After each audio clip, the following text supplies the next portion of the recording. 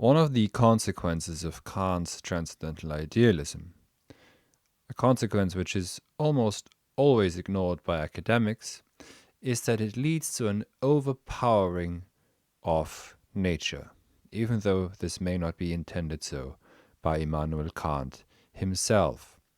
Kant's transcendental idealism is not a synthesis of rationalism and empiricism. It's a refutation of both, and it is genuinely a revolution of the form of thought itself.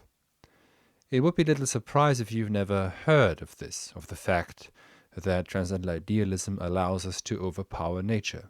Because usually, as I just mentioned, the Kant that is taught is the Kant of an epistemology that limits what we can know about the world.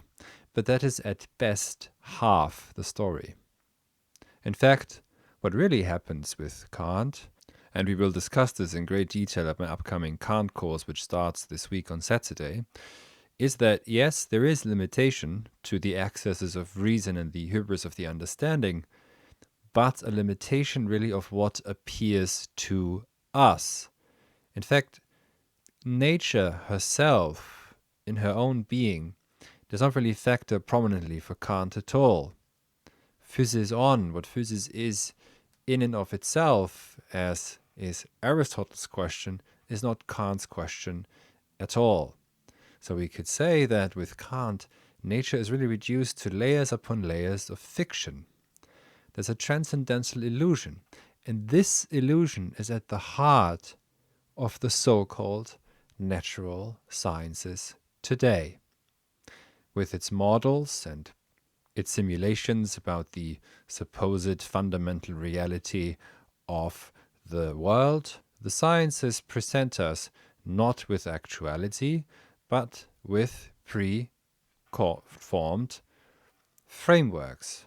This is to say that instead of accessing the genuine essence of things as they are in themselves, Kant helps ensure that by transcendental our perception, the appearances are ordered into a coherent whole, a reality, by the frame of a scientific model, a Procrustes bed. Kant does this in order to uphold the primacy of formal logic over sense perception, so that all sense perception is a priori ordered in such a way that there is no resistance from nature. Objects are constructed here without resistance or without inherent contradiction. In this way, Kant's transcendental idealism depicts a theory of domination over nature, which is no longer allowed to appear on its own terms. Instead, now nature is to adhere to the framework of scientific models. This is precisely what the following notorious quote from Kant says: "Thoughts without content are empty, intuitions without concepts are blind." And the concepts now in question are scientific models by which the world, or what appears, if that's what we want to refer to as a world, is structured. Only when you grasp this can you understand why Kant is pivotal for the accelerationists, for example. We will discuss this in great detail at my upcoming course on Kant, for which you may now register via the link in the description of this video. We'll begin this Saturday, 20th of April at 6 p.m. UK time. We'll meet for 2 hours, and in total we'll be meeting 9 times over the next 10 weeks, always Saturdays, always 2 hours. I will lecture first, followed by a group discussion. Thank you very much indeed, and I hope to see you at the course.